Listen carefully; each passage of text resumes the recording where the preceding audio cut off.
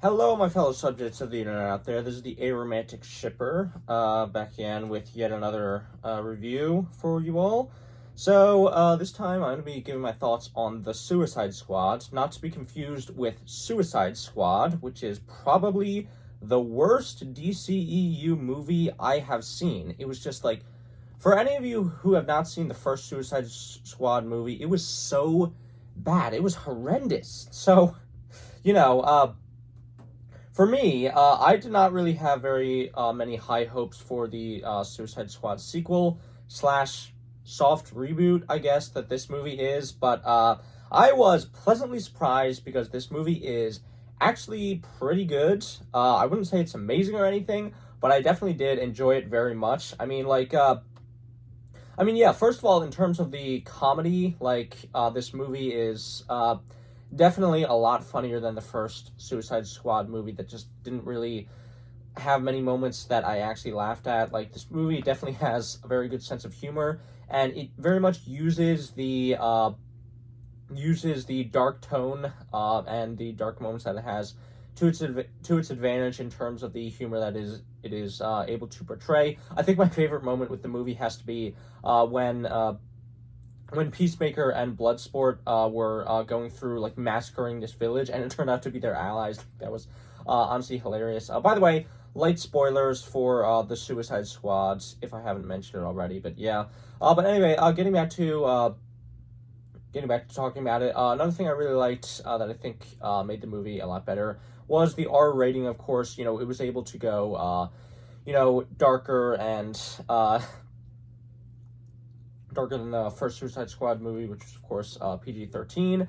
And, it really was able to, more fully set the tone in terms of the level of, violence that is in this movie, which is fitting because, it's the Suicide Squad. So, and, again, from the very first scene in the movie where they're all, landing on that beach in the country they're trying to break into, with everyone basically just dying and being massacred.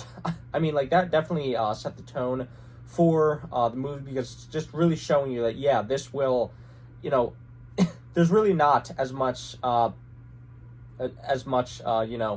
armor in this movie as compared to the previous one, where, again, a good thing, because it's the Suicide Squad, it's kind of in the name that, a lot of these characters are kind of not really supposed to make it through to the end of the movie. But yeah, anyway, so I really liked that aspect of it. I think the first scene of the movie really set the tone for it. But I will say, the one character that's sort of the exception to that is Harley Quinn, who is just, she just has, way too much plot armor in this movie. So, she just ends up surviving these situations where it really seems like she should not be able to. And I don't know, it just seems like her presence in the movie that was sort of pretty disconnected from the other characters for a lot of it just kind of felt like it was dragging it down a bit and sort of ruining the tension a bit, because she obviously wasn't going to die. And but I did still like Harley Quinn in this movie, but I feel like her presence in it sort of just was a little bit of a hamper on the tone of the movie and the pacing, in my opinion. But maybe that's just me. But anyway, yeah, in regards to the other characters, though, I did really like the cast of this movie. I think a lot of the characters were pretty good additions, definitely more than, the first Suicide Squad movie, which, again, just pretty much everything about that movie was terrible. But anyway, yeah, I really liked a lot of the characters in this movie.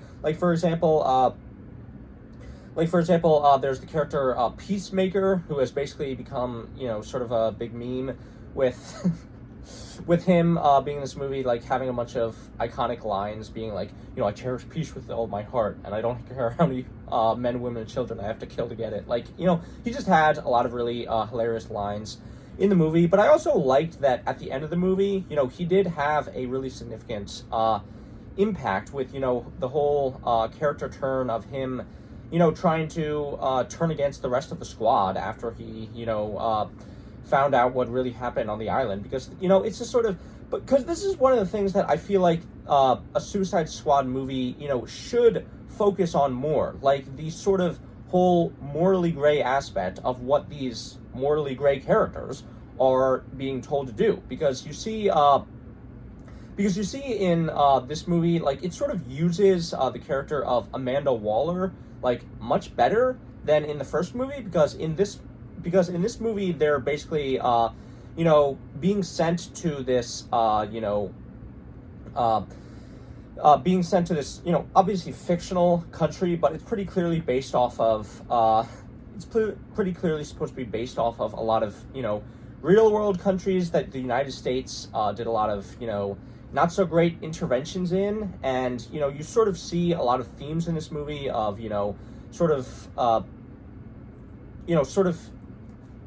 this movie has a major theme of the corruption of the United States government and the fucked up things that they tend to do, especially in a lot of other countries. Like the whole twist of this movie that basically the whole Starfish project that was basically started originally by by the United States, and meanwhile it was being portrayed as like this thing of, this other country like started and did, and like, but again, it's just sort of I really find it a lot more interesting than in the first movie, because it's sort of like it has like more interesting themes and more things to say about United States government and military intervention, and like the way that the way that the United States sort of involves itself in these other countries isn't really maybe the best in a lot of ways. And I really like that, and I really liked that the character of Peacemaker was sort of brought into the folds of the story, in terms of his important with him ultimately breaking with the other characters, in that he was basically willing to kill whoever he had to keep the information secret that the United States government did all these terrible things and experimentation on this in this country. I really like that, and I just really like the story in this movie a lot more than the first movie. I thought it was way more interesting than just literally fighting against a bunch of nameless goons who were captured by the fucking enchantress in it's just, the first movie was so terrible. It's just like they literally didn't, like, in the first movie they literally didn't take like any of the interesting possibilities that they could have gone with this type of scenario and the type of character / villain that Amanda Waller is or should have been. And I feel like they really do that a lot better in this movie. I just really like it. And like so yeah, I mean, I really like the story of this movie significantly more than in the first movie. Thought it was much more interesting. In terms of other aspects of the movie, like the action, it can be. It's not amazing in my opinion, but there were definitely some good scenes. I will say though that the slow motion montages that this movie kind of has kind of like drag down the pacing for me a bit. Like not really even a bit, because this movie just like, it feels much more slow paced in terms of the way its sequences are presented than it really needs to be, in my opinion. So that's sort of an issue I have with it. But like but again, like I was saying before, I think the cast of this movie really does make it a lot better than it could have been, because in addition to Peacemaker, there are also just a lot of other characters that I find really enjoyable. Like Polka Dot Man. Like, come on, how can you not love Polka Dot Man in this movie? He's just like such the perfect ridiculous character to add to this movie, and I pretty much loved every single scene with him.